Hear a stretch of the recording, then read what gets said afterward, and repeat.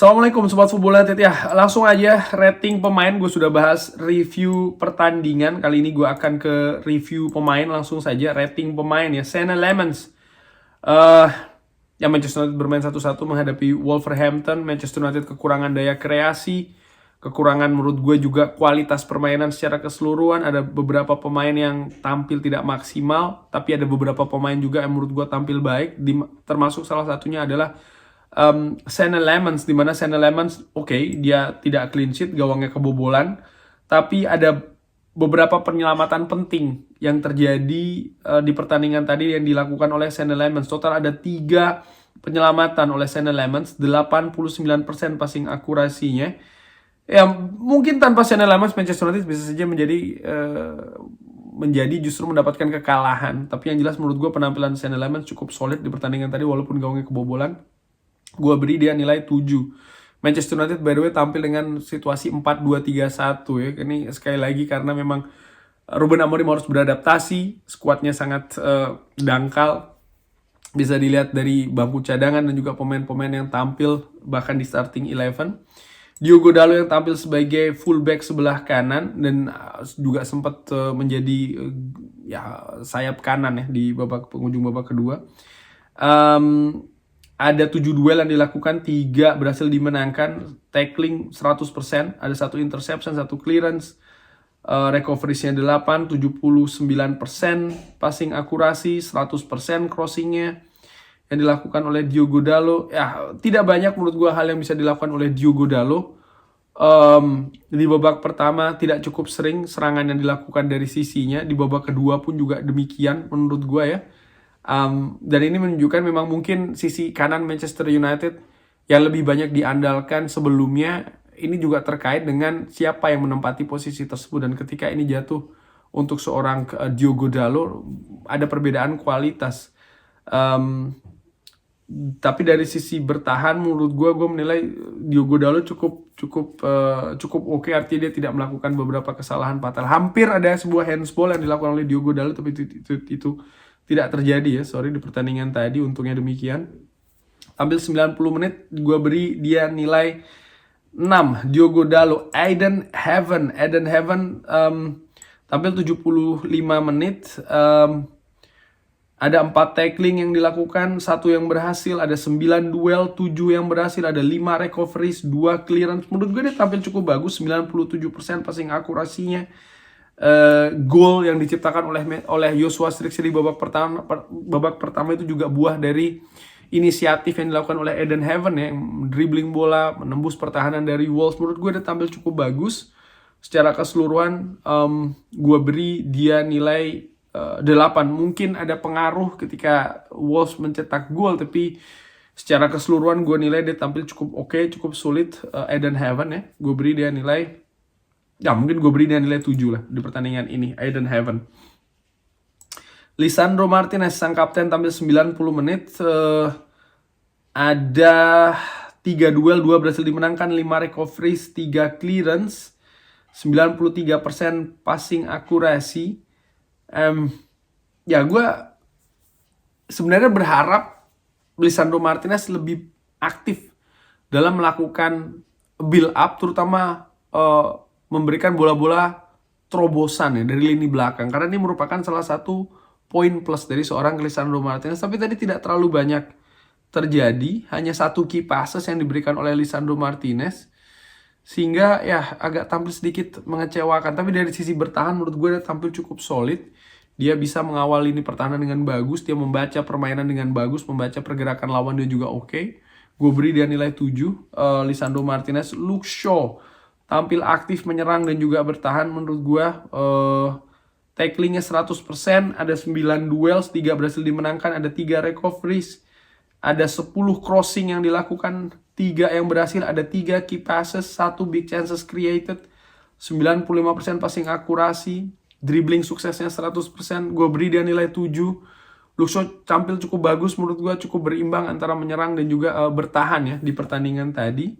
Casemiro tampil tanpa lelah menurut gue, menjelajahi lapangan tengah Manchester United, terutama dari sisi ofensif. Ada 1 big chance created, ada 2 key passes yang dilakukan, ada 84% passing akurasi,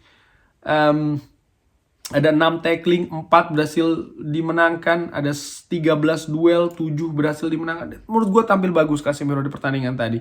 Dengan segala keterbatasan katakanlah seperti itu, tapi Casemiro berusaha untuk memberikan kontribusi dari sisi bertahan dan juga dari sisi menyerang. Dia nampak agak sedikit lebih apa ya? Mungkin dia butuh partner selama ini dengan Bruno Fernandes. Mungkin Bruno lebih dari sisi serang ya, Casemiro lebih dari untuk membantu lini bertahan, tapi dia tadi berusaha untuk covering di dua faktor ini. Gue beri dia nilai 8 Casemiro di pertandingan tadi. Ugarte, daya jelajah yang cukup bagus juga, ada di mana-mana. 84% passing akurasinya, ada 1 total shots yang dilakukan, tacklingnya 100%, duel 9-3 berhasil dimenangkan. Ada 2 interception dari Manuel Ugarte. Ya, Ugarte menurut gue dari sisi pergerakan dia berusaha betul untuk bisa mengcover area yang lebar, terutama ketika Casemiro ini lebih banyak membantu di sisi serangan. Menurut gue demikian, tapi tetap ada sebuah situasi di mana ketika Wolves ini mendapatkan kesempatan untuk melakukan transisi, Manchester United sering sekali kesulitan untuk bisa menghentikannya. Ini sudah terjadi di babak pertama dan juga termasuk di babak kedua. Dan menurut gue ada faktor dari Ugarte di sana ya.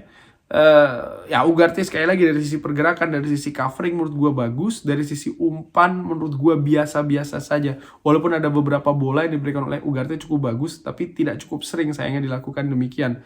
Gue beri Ugarte di pertandingan ini nilai 6. Dorgu yang menempati sayap serang sebelah kiri, ada 2 key passes, ada 5 crossing, 2 yang berhasil, 85% passing akurasi, 2 total shots.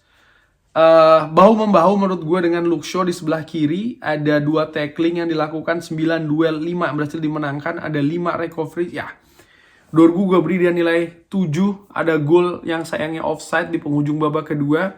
Dia dari sisi pergerakan sekali lagi sangat aktif ya, di sisi sebelah kiri utamanya. Memang dari sisi kualitas individu bukan merupakan faktor utama dari kekuatan Dorgu, tapi bagaimana agresivitas dan juga determinasi ini kan yang nampak memang menonjol dari sisi Dorgu. Dan ini sudah terlihat dari pertandingan sebelumnya ketika dia mencetak satu-satunya gol kemenangan menghadapi Newcastle. Di pertandingan tadi pun juga nampaknya faktor ini yang lebih ditonjolkan oleh seorang Dorgu. Tapi dari sisi permainan menurut gue tidak cukup oke. Ada beberapa keputusan yang juga tidak bagus. Tapi dari sisi kerja keras menurut gue, agresivitas, determinasi dia cukup oke. Termasuk juga mengawal sisi kiri dari Manchester United bersama dengan seorang Luke Shaw. Gue beri dia nilai 7.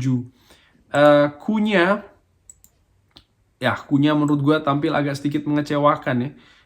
Tidak ada key passes, 90% passing akurasi dari Cunha, 5 crossing hanya 1 yang berhasil. Ada 2 shots total dari Cunha, hanya 2. Lalu saat tacklingnya 100%, ada 13 duel, 6 yang berhasil dimenangkan oleh Cunha. Ya, gue sebenarnya berharap Cunha bermain lebih berani dengan melakukan tusukan-tusukan individu ya dari seorang Matheus Cunha, tapi itu tidak terjadi di pertandingan tadi. Ancaman-ancaman pun juga tidak banyak dari seorang Cunha. Ada penurunan permainan secara individu menurut gue, dan ini sangat disesalkan menurut gue ya, disayangkan, karena dia merupakan salah satu pemain utama yang tersisa di starting 11 bahkan di squad dari seorang Ruben Amorim di pertandingan tadi menghadapi Wolverhampton. Gue beri dia nilai 6. Joshua Zirkzee yang mencetak gol ya di babak pertama menurut gue, walaupun dia mencetak gol, walaupun ada dribbling 100% dari 1 kali percobaan, 4 duel, 2 berhasil dimenangkan.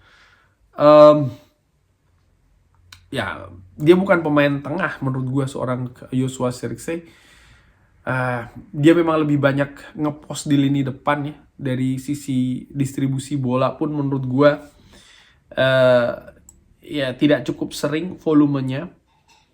Walaupun dari sisi akurasi cukup oke, tapi ketika dia diganti di babak kedua memang Manchester United lebih memegang kontrol pertandingan. Possession pun juga demikian. Tapi dia mencetak gol sesuatu yang penting menurut gue ya. Dari insting menurut gue, situasi sempit yang didapatkan peluangnya, tapi dia berhasil melakukan shooting dan walaupun deflected tapi bola mengarah ke gawang, bergulir bahkan ke gawang Josesa. Gue beri dia nilai 7 di pertandingan tadi. Jack Fletcher yang tampil 45 menit menggantikan Joshua Zirkzee. Gue ingin lihat bagaimana statistik dari pemain muda anak dari Dallin Fletcher ini. 86% passing akurasi, 1 key passes, 1 shots yang melambung tinggi, 2 tackling, 7 duel, 3 yang berhasil dimenangkan, ada 3 recoveries. Tampil cukup lumayan menurut gue. Seperti gue katakan ya, ketika Jack Fletcher ini tampil menggantikan Joshua Zirkzee, memang ada gaya permainan yang berbeda. Manchester United lebih memegang kontrol pertandingan, tapi secara individu menurut gue memang terlihat dia masih belum matang ya. Menurut gue pemain muda ini, gue beri dia nilai 6. Leny Yoro yang tampil menggantikan Eden Heaven dari menit ke-75, menurut gue tampil cukup oke. Gue beri dia nilai 7.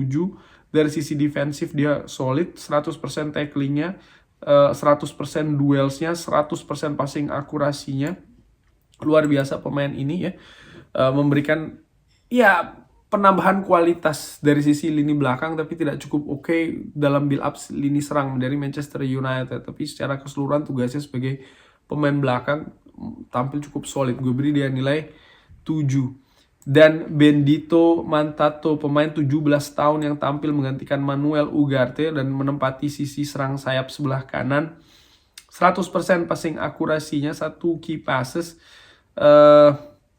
Ya tapi dari sisi menurut gue apa ya, dari sisi dia memberikan passing memang rapi 100%, tapi dari sisi kontribusi permainan terutama dari sisi serangan tadi tidak cukup oke. Menurut gue ada 1 crossing yang berusaha untuk dilakukan tapi justru melambung tinggi banget ya, dan ada berupa aksi individu yang ingin dilakukan tapi dengan mudah menurut gue dibaca oleh pemain Wolves Bueno. Sekali lagi nih faktor pengalaman pun juga menunjukkan memang Bendito Mantato ini masih kurang.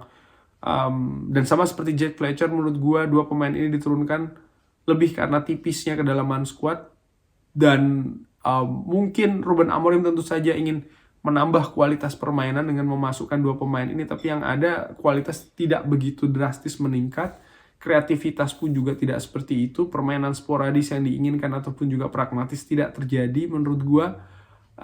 Tapi dari sisi positif tentu saja ini menambah pengalaman ya bagi 2 pemain muda ini, termasuk juga Bendito Mantato. Gue beri dia nilai 6. Ruben Amorim nilainya berapa? Well, menurut gue tidak banyak yang dia bisa lakukan. Pemilihan formasi awal, penempatan pemain, lalu perubahan strategi di babak kedua dengan mengganti pemain, dan juga instruksi, menurut gue ya cuman itu yang dia bisa lakukan. Bahwasanya memang pemainnya kekurangan kreativitas di atas lapangan, dia berusaha untuk melakukan dengan gaya yang lain, misalnya bermain lebih pragmatis, lalu juga meningkatkan tempo yang terjadi di babak kedua. Instruksi-instruksi seperti ini sebenarnya sudah cukup oke dan memang merubah jalannya pertandingan. Walaupun ya itu tadi, dia bukan seseorang yang memegang joystick di depan layar, pemain pun juga harus mengimplementasikannya ya. Tapi ya menurut gue dengan kualitas yang tidak cukup oke, ini juga merupakan kesulitan yang besar sih bagi Ruben Amorim. Dan terlihat jelas Manchester United menurut gue secara dengan amatiran ya, tidak bisa dipungkiri memang kualitas gap antara pemain inti dan pemain yang tidak inti ini masih cukup jauh. Tapi secara keseluruhan gue beri dia nilai 7. Bagaimana menurut Sobat Football United? Seperti biasa, drop di kolom komen. Terima kasih sudah menyaksikan. Jangan lupa like, share, dan juga subscribe. Wassalamualaikum warahmatullahi wabarakatuh. Thank you.